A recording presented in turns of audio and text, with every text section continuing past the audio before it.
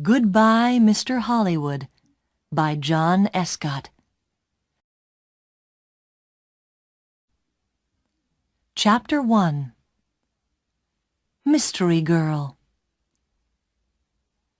It all began on a beautiful spring morning in a village called Whistler in Canada. A pretty little village in the mountains of British Columbia. There was a cafe in the village with tables outside, and at one of these tables sat a young man. He finished his breakfast, drank his coffee, looked up into the blue sky, and felt the warm sun on his face. Nick Lortz was a happy man. The waiter came up to his table. "More coffee?" he asked. "Yeah, great," said Nick. He gave the waiter his coffee cup. The waiter looked at the camera on the table. "On vacation?" he said. "Where are you from?" "San Francisco," Nick said. He laughed. "But I'm not on vacation. I'm working. I'm a travel writer, and I'm doing a book on mountains in North America. I've got some great pictures of your mountain." The two men looked up at Whistler Mountain behind the village. It looked very beautiful in the morning sun. "Do you travel a lot, then?" asked the waiter. "All the time," Nick said. "I write books, and I write for travel magazines. I write about everything. Different countries, towns, villages, rivers, mountains, people." The waiter looked over Nick's head. "There's a girl across the street," he said. "Do you know her?" Nick turned his head and looked. "No, I don't." "Well, she knows you, I think," the waiter said. "She's watching you very carefully." He gave Nick a smile. "Have a nice day." He went away, back into the cafe. Nick looked at the girl across the street. She was about 25, and she was very pretty. "She is watching me," Nick thought. Then the girl turned and looked in one of the shop windows. After a second or two, she looked back at Nick again. Nick watched her. "She looks worried," he thought. "What's she doing? Is she waiting for somebody?" Suddenly, the girl smiled. Then she walked across the street, came up to Nick's table, and sat down. She put her bag down on the table. The bag was half open. "Hi, I'm Jan," she said. "Do you remember me? We met at a party in Toronto." "Hi, Jan," said Nick. He smiled. "I'm Nick, but we didn't meet at a party in Toronto. I don't go to parties very often, and never in Toronto." "Oh," the girl said, but she didn't get up or move away. "Have some coffee," said Nick. The story about the party in Toronto wasn't true, but it was a beautiful morning, and she was a pretty girl. "Maybe it was a party in Montreal or New York," The girl laughed. "Okay, maybe it was. And yes, I'd love some coffee." When she had her coffee, Nick asked, "What are you doing in Whistler? Or do you live here?" "Oh, no," she said. "I'm just traveling through. And what are you doing here?" "I'm a travel writer," Nick said, "and I'm writing a book about famous mountains." "That's interesting," she said. But her face was worried, not interested, and she looked across the road again. A man with very short white hair walked across the road. He was about 60 years old, and he was tall and thin. The girl watched him. "Are you waiting for someone?" asked Nick. "No," she said quickly. Then she asked, "Where are you going next, Nick?" "To Vancouver for 3 or 4 days," he said. "When are you going?" she asked. "Later this morning," he said. There was a letter in the top of the girl's half-open bag. Nick could see some of the writing, and he read it because he saw the word Vancouver. "And we can meet at the Empress Hotel, Victoria, Vancouver Island, on Friday afternoon." So she's going to Vancouver too, he thought. Suddenly the girl said, "Do you like movies?" "Movies? Yes, I love movies," he said. "Why?" "I know a man, and he loves movies and going to the cinema," she said slowly. "People call him Mr. Hollywood." She smiled at Nick. "Can I call you Mr. Hollywood too?" Nick laughed. "Okay," he said. "And what can I call you?" She smiled again. "Call me Mystery Girl," she said. "That's a good name for you," said Nick.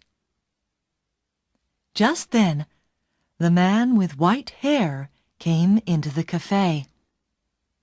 He did not look at Nick or the girl, but he sat at a table near them. He asked the waiter for some breakfast. Then he began to read a magazine. The girl looked at the man, then quickly looked away again. "Do you know him?" Nick asked her. "No," she said. She finished her coffee quickly and got up. "I must go now," she said. Nick stood up too. "Nice to—" he began, but the girl suddenly took his face between her hands and kissed him on the mouth. "Drive carefully, Mr. Hollywood.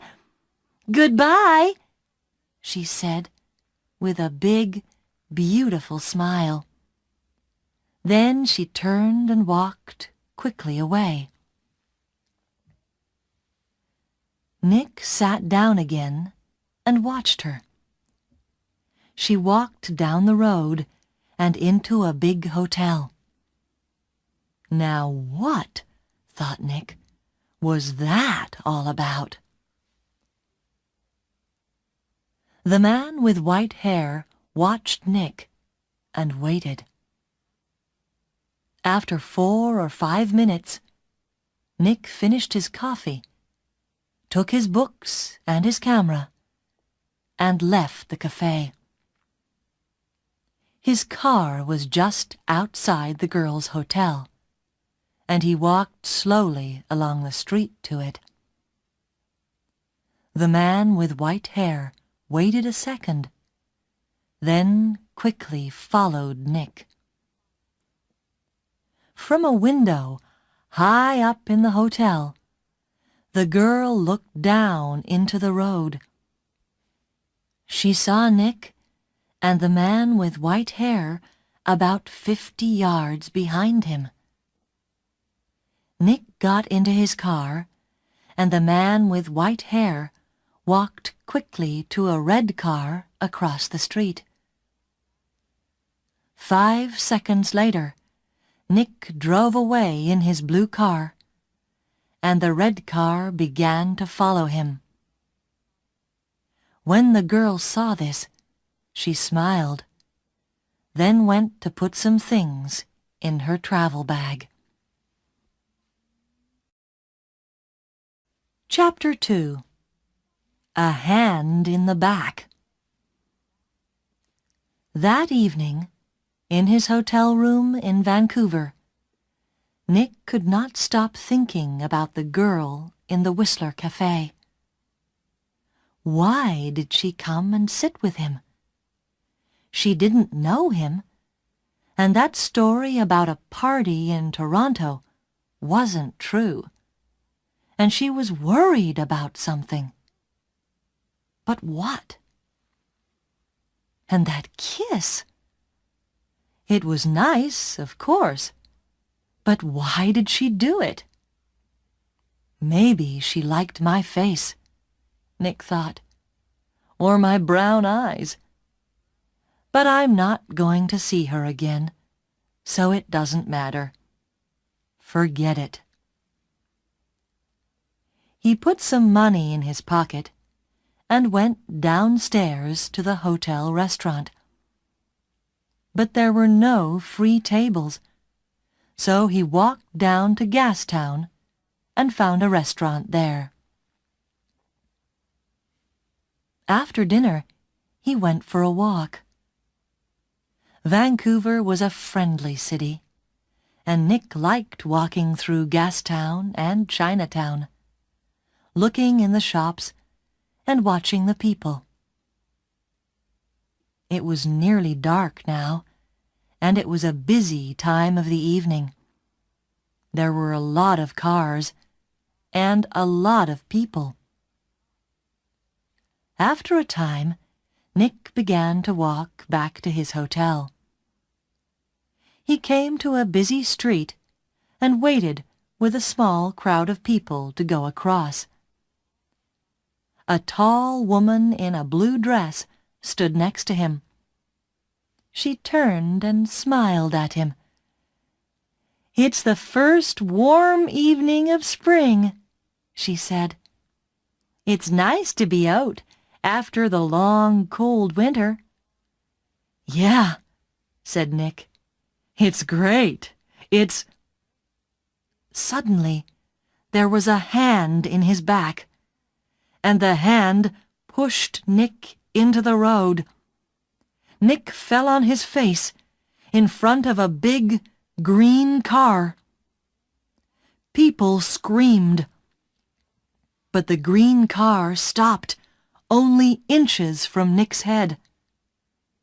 The woman in the blue dress ran into the road and pulled Nick to his feet. "Are you okay? What happened?" she said. The driver of the green car shouted angrily at Nick, but Nick did not hear him. "Somebody pushed me," he said to the woman. "I didn't fall. Somebody pushed me." "Pushed you?" said the woman. "Who? I didn't see anybody." Nick looked at the faces of the people near him, but he didn't know them. Then he saw a man's back. The man was tall and thin, and had very short white hair. He walked quickly away down the street and did not look back. "Hey, you!" Nick shouted. "Wait!" But the man did not stop, and he was soon lost in the crowds. "Did he push you?" asked the woman in the blue dress. I don't know," Nick said. "Do you know him?" she asked. "I don't know his name," Nick said, "but I know that short white hair. Now where did I see it before?" The woman began to move away. "I must get home," she said. "Are you okay now?" "Yeah, I'm okay," Nick said. "And thanks. Thanks for your help." "That's okay," the woman smiled. "Be careful now." Back in his hotel, Nick sat on his bed and thought. It was an accident. Nobody pushed me. It was an accident. Nobody wants to kill me, and there are hundreds of men in Vancouver with white hair. It was 1 o'clock in the morning, but Nick couldn't sleep. He listened to the cars in the road, and he looked at the night sky through his hotel room window. Then he sat at the table and tried to write some more of his book about mountains, but he couldn't think about his work. He got back into bed. There were 4 or 5 magazines in the hotel room. They were not very interesting, but Nick sat in bed and opened one, and saw a photo of Mystery Girl. He looked at the picture very carefully. But yes, it was her. Jan, the girl from the Whistler Cafe. She was next to a man of about 50 or 55, and they were in the garden of a big, expensive house. They smiled at the camera, and they looked very happy. Canadian millionaire Howard Hudson and his daughter Meg, it said under the picture, at their home in Toronto. Meg Hudson, not Jan, not Mystery Girl. Meg Hudson, the daughter of a millionaire. Nick read it again. Why did she come and sit with me in the cafe at Whistler? He thought. Millionaires' daughters don't sit with strangers in cafes and then give them a big kiss when they leave. Why did she do it? What did she want? He thought back to the cafe in Whistler and the girl next to him at the table. Then he remembered something. He remembered a man at a table near them in the cafe. A tall, thin man, about 60 years old. A man with very short white hair. Nick didn't sleep much that night. Chapter 3. A Walk in the Park. The next day was Thursday. Nick stayed in his hotel room and wrote about mountains all morning. Then he drove to Stanley Park in the afternoon. He sat and read a book for an hour. Then he went for a walk under the tall trees. There was nobody here. It was quiet, and he could walk and think. He thought about Meg Hudson and about the man with white hair. Did he know Meg Hudson? Did she know him? He remembered Meg Hudson's last words. "Drive carefully, Mr. Hollywood." Why did she say that? Why did she call him Mr. Hollywood? He didn't understand any of it. Suddenly, he heard a noise. He stopped. That was a gun, he thought. There's somebody in the trees with a gun. There it is again. Then something hit the tree over his head. Somebody's shooting at me, Nick thought. He turned and ran. And somebody began to run after him. Nick ran through the trees. There was no sun in here, and it was half dark. And there were no people. Nobody to help him. I must get to my car, Nick thought. Find some people. The police. He ran on. He could still hear the gunman behind him, so he ran faster. After 3 or 4 minutes, he stopped and listened. Nothing. It was all quiet. Nick was afraid. What's happening? He thought. Why is somebody shooting at me? First a hand pushes me in front of a car, and now somebody's shooting at me. He waited another second or two, then walked quickly back to his car. He was very careful. He looked and listened all the time. But nobody came out of the trees, and nobody shot at him.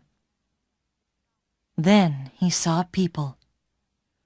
Women with young children, some boys with a football, 2 men with a dog.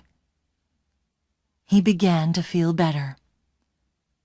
Nobody can shoot me now, he thought.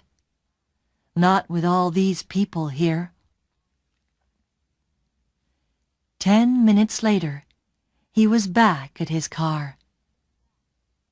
There was a letter on the window.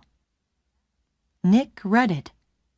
It said, "I'm going to kill you, Mr. Hollywood." Nick drove to the nearest police station. He waited for half an hour. Then a tired young policeman took him into a small room. Nick told his story, and the policeman wrote it all down. "So, what are you going to do?" asked Nick. "Nothing," said the policeman. "Nothing?" said Nick. "But somebody shot at me, and—" "Mr. Lortz," the policeman said tiredly, "how many people are there in this town with guns?" "I don't know," said Nick, "but you didn't see the gunman. Was it a man, a boy, a woman? Color of eyes? Long hair, short hair? You don't know, because you didn't see anybody. Maybe it was an old girlfriend. Maybe somebody doesn't like your travel books, Mr. Lortz. But what about the man with white hair in Whistler? Said Nick. The girl, Meg Hudson, called me Mr. Hollywood in the cafe, and this man heard her. And now I get a letter to Mr. Hollywood on my car. Who is this Mr. Hollywood? We all want answers to our questions, Mr. Lortz, the policeman said. But we don't always get them. Questions, but no answers. Nick walked out of the police station and drove to his hotel. He was angry and afraid. How did the man with white hair find me in Vancouver? He thought. Did he follow me from Whistler? Is he following me now? Maybe he's staying at my hotel too. In the next room. With his gun. Chapter 4. The Man with White Hair. Nick stopped his car in front of the hotel. He looked carefully before he got out, but there was nobody with white hair near the hotel. He half ran through the hotel doors and went to the desk inside. I'm looking for a man with very short white hair, he said to the woman behind the desk. He's staying here, I think. He's about 60 years old, and he's tall and thin. The woman did not look very interested. There are a lot of visitors in the hotel, she said. Do you know his name? No, I don't, Nick said. He's, a friend of a friend, you see. He arrived in Vancouver yesterday, and I must find him. It's very important. Please help me. The woman looked at him. There are 350 rooms in this hotel, she said, and maybe 30 or 40 men with white hair. How can I remember all their names? She turned away to answer a telephone call. Nick walked away from the desk. A drink, he thought. I need a drink. He went into the hotel bar, got a drink, and sat down at a table. So, what do I do now? He thought. And then he remembered something. A letter in the girl's half-open bag in the Whistler Cafe. And we can meet at the Empress Hotel, Victoria, Vancouver Island, on Friday afternoon. And tomorrow was Friday. I'm going to Victoria, on Vancouver Island, he thought. To the Empress Hotel. Nick had dinner in the hotel that evening. He finished eating and got up from his table and saw the man with white hair. Nick moved quickly. The man was at the hotel desk. Nick could see the white head above the other heads near the desk. "Excuse me," said Nick. He pushed past the people in the hotel restaurant. A small boy ran in front of him, and Nick ran into him. The boy and Nick fell down on the floor. The boy began to cry. "Hey!" said a woman behind Nick. "I'm very sorry," said Nick. He got up and helped the boy to his feet. "Are you okay?" he asked the boy. "Be more careful next time," said the woman. Nick moved away quickly, but when he looked back at the hotel desk, he couldn't see the man with white hair. He pushed through the crowd of people. "That man!" he shouted at the woman behind the desk. "That man with short white hair! Where did he go?" The woman looked at Nick. "Mr. Vickers," she said. "I don't know." "Vickers? Is that his name?" said Nick. "What's his room number?" "I'm sorry, I can't tell you that," the woman said. "But I need to—" began Nick. The woman turned away to answer the telephone. After a second or two, Nick went upstairs to his room. Vickers, he thought. Does Meg Hudson know Mr. Vickers? I need some answers, and I need them quickly. Chapter 5. Vancouver Island. Tawasin was about 23 miles south of Vancouver. Nick drove there in his car the next morning for the 1 o'clock ferry to Vancouver Island. Every 5 minutes he looked behind him. The road was busy. Black cars, white cars, red cars, green cars. Maybe Vickers was in one of them. At Tawasin, Nick drove his car onto the ferry. There were a lot of cars and crowds of people. Nick got out of his car and walked up and down the ship. He looked for a man with white hair, but he didn't see one. Soon the ferry began to move, and Nick felt better. He found the ferry restaurant and got something to eat. More people came in. Nick looked at the faces of all the older men. Some had hats on, so he looked for somebody tall and thin, but there was nobody.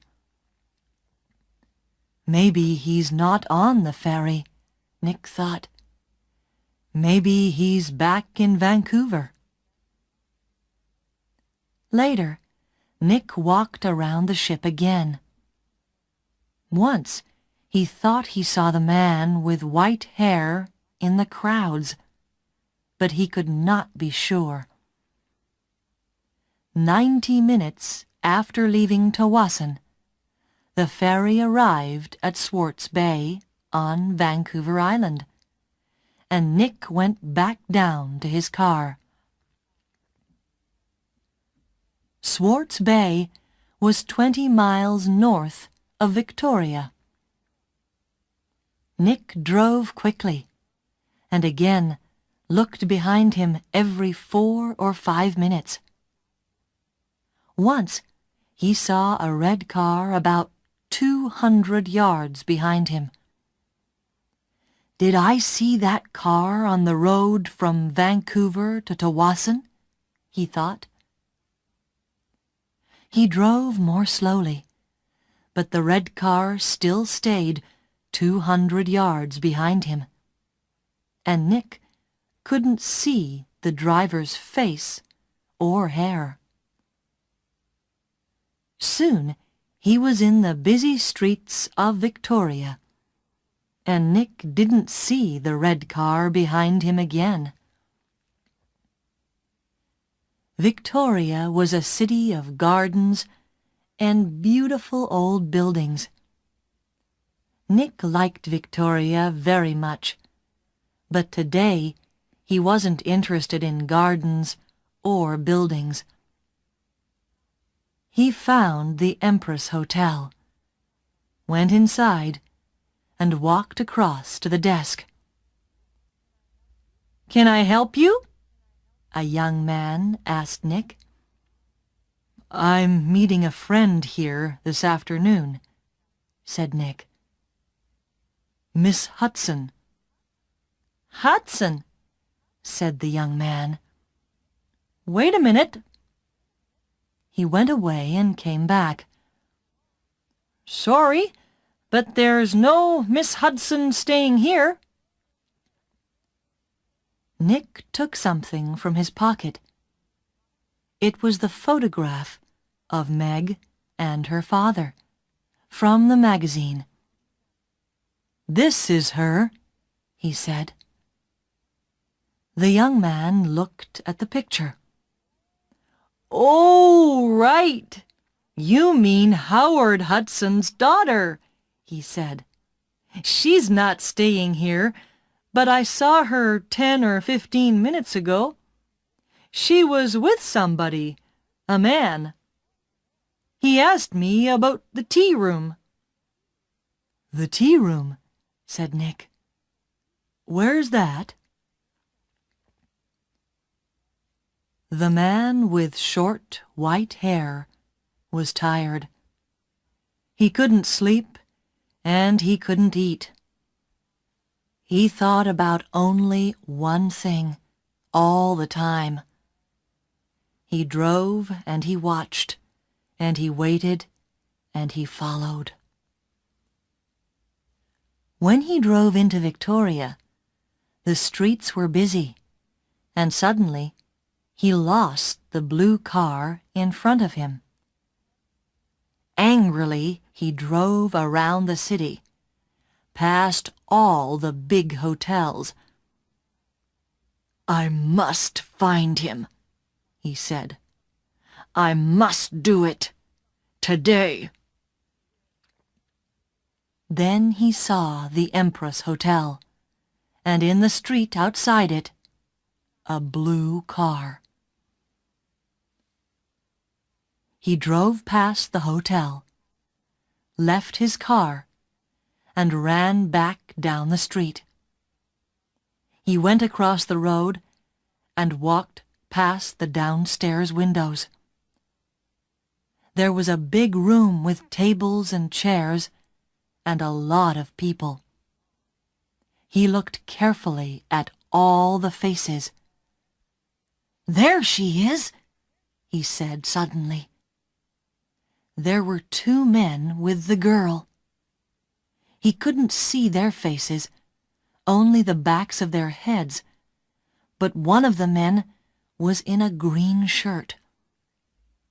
"Mr. Hollywood," the man said, and smiled. "Goodbye, Mr. Hollywood." People in the street turned to look at him, but the man did not see them. He walked up to the doors of the hotel and put a hand into his pocket. Inside, the gun was cold and hard.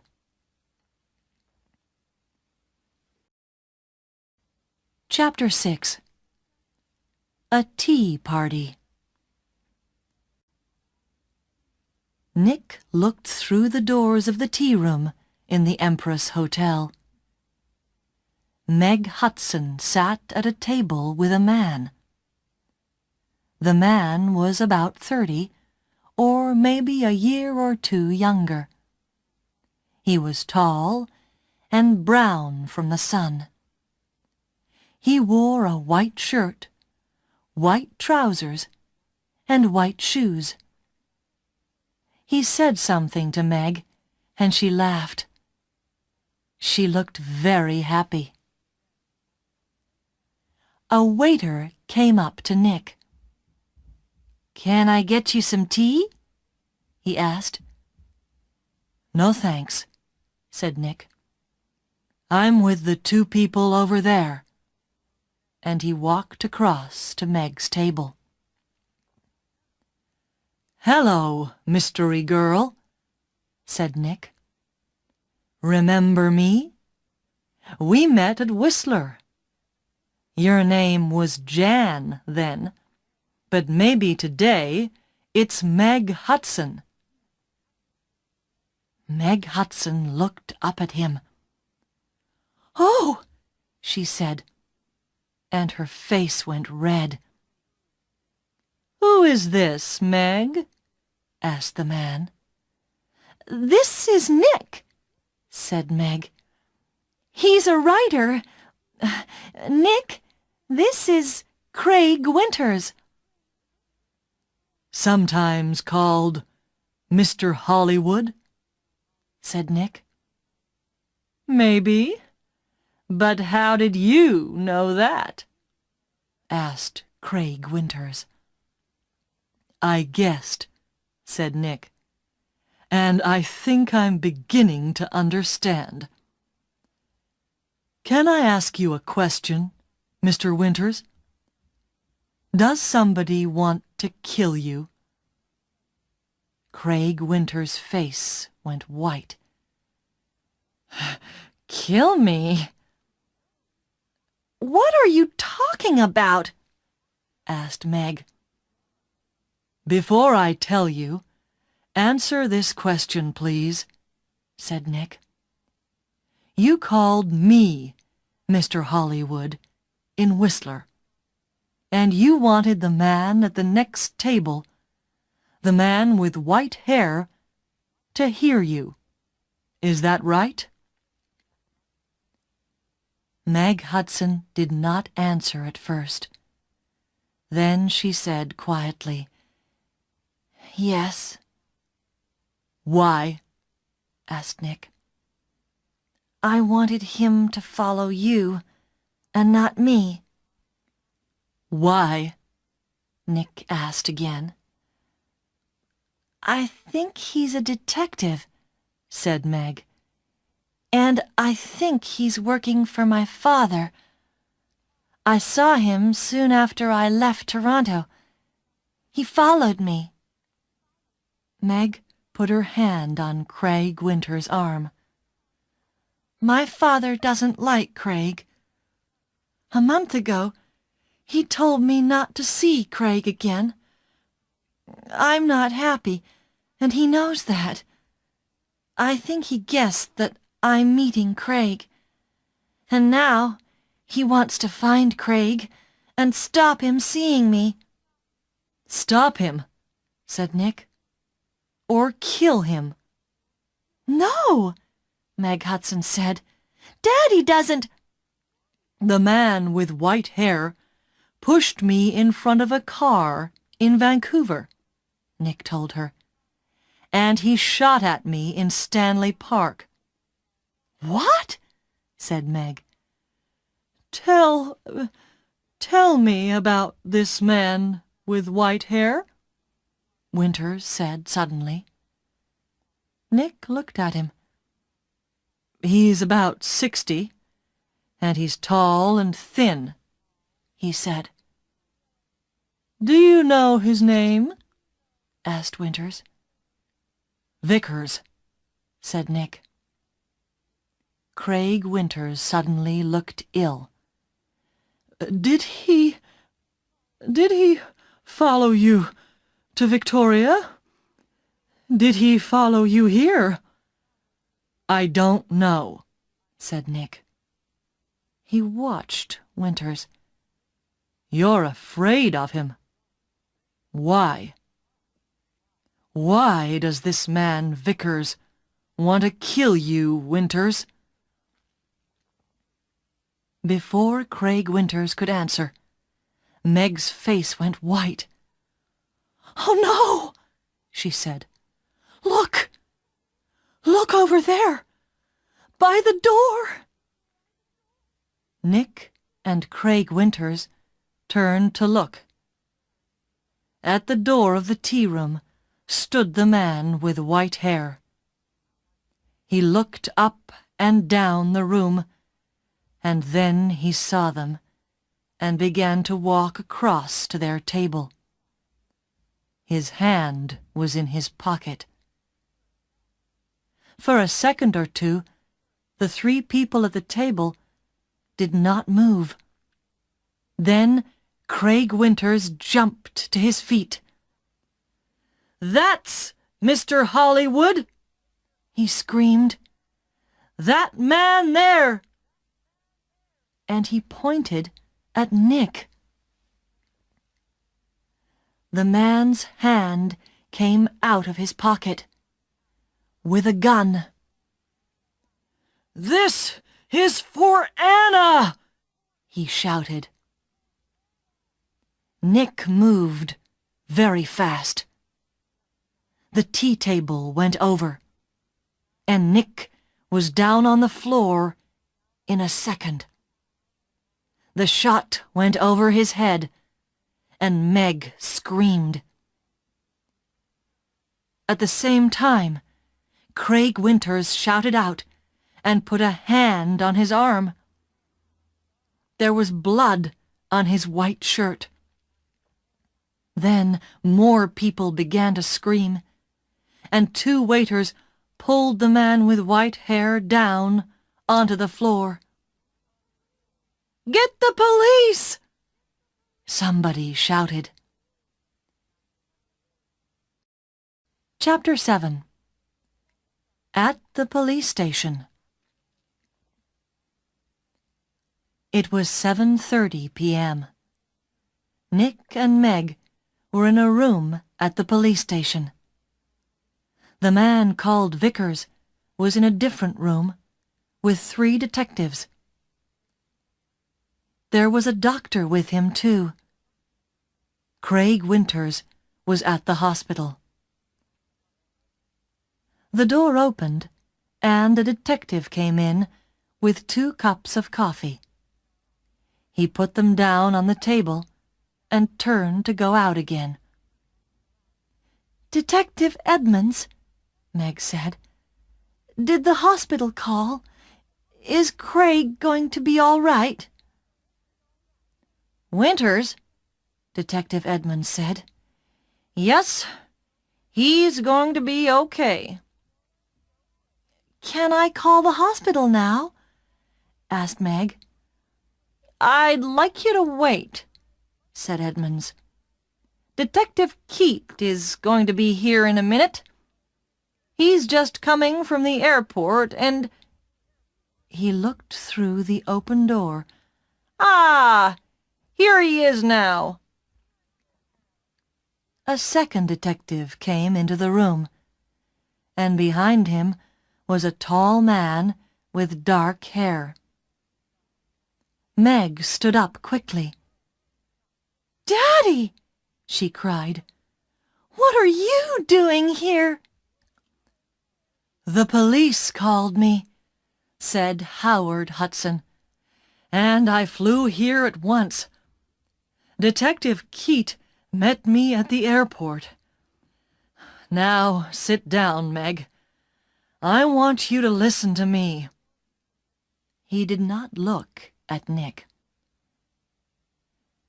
Meg sat down, and her father took her hands. "Meg, last week Johnny Vickers came to my house. He wanted to talk about his daughter. You remember Anna, Meg? 3 months ago, she jumped off a bridge in Boston and died. She was young, beautiful, rich, and she didn't want to live. Why? Because she loved a man, and the man took her money, ran away, and left her. And the man was called—" "No!" said Meg. "No!" "Yes, Meg. Yes. He was called Mr. Hollywood." shouted Meg. She began to cry. "That's right, Miss Hudson," said Detective Keat quietly. "To you, he gave the name Craig Winters. When Anna Vickers knew him, he was Carl Windsor, but he liked all his girlfriends to call him Mr. Hollywood. He took nearly $50,000 from Anna Vickers, and there was a girl before that." "No, it's not true!" Meg shouted. "It is true, Meg," said her father. Windsor gets all his money from rich men's daughters. Johnny Vickers loved his daughter. He went to her house in Boston after she died. He read her letters and learned about the money and the name Mr. Hollywood. And when he came to my house, I told him about you, Meg. I said, 'My daughter's got a new boyfriend, and she calls him Mr. Hollywood. I don't like him, but I can't stop her. She's going away to meet him next week, I think. What can I do?' Johnny put his hand on my arm, and he said, 'Don't be afraid for your daughter. I'm going to find that man and stop him.'" Meg said nothing. Her face was very white. For a minute or two, nobody spoke. Then Detective Edmonds said, "Vickers told us all about it, Miss Hudson. He followed you to Whistler and saw you with—" Nick began to understand. "With me, in the cafe, and Meg called me Mr. Hollywood." Howard Hudson looked at Nick. "You're the travel writer guy, right?" "Lortz. Nick Lortz," said Nick. "Vickers nearly killed me. He shot at me twice and—" But Howard Hudson was not very interested in Nick. He looked at his daughter again. "How much money did you give him, Meg?" he said. I gave him $25,000, said Meg. "Only for 2 or 3 months, he said. Then he—" She began to cry again. "Well, you can say goodbye to that money," said Hudson angrily. "What's going to happen to Vickers?" Nick asked Detective Edmonds. "Hospital, I think," said Edmonds. "Okay, he shot at you, and about 50 people saw him. But he's not a well man. The doctors are going to put him away in a hospital." Howard Hudson stood up. "Okay, Meg. I'm going to take you home. My plane is waiting at the airport." Meg followed her father to the door. Then she remembered Nick and turned. "I'm sorry," she said. "I got you into all this. I called you Mr. Hollywood. That was wrong. But I didn't know—" "It's okay," said Nick. "You know everything now. And it's better to learn it now and not later. $50,000 later." Chapter 8. A nice smile. Nick took the evening ferry back to Vancouver. He was tired and hungry, so he went down to get some dinner in the ferry restaurant. The restaurant was busy, and there was only one free table. Nick sat down quickly and began to eat. "I must get back to work tomorrow," he thought, "and forget about millionaires' daughters and men with guns." "Excuse me," somebody said. "Can I sit with you?" Nick looked up. There was a pretty girl next to his table. He got up. It's okay," he said. "You can have this table.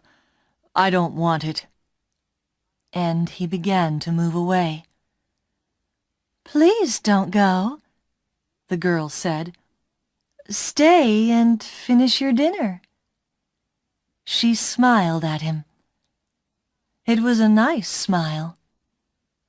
But Nick knew all about nice smiles. "I'm not hungry," he said, and he walked quickly out of the restaurant.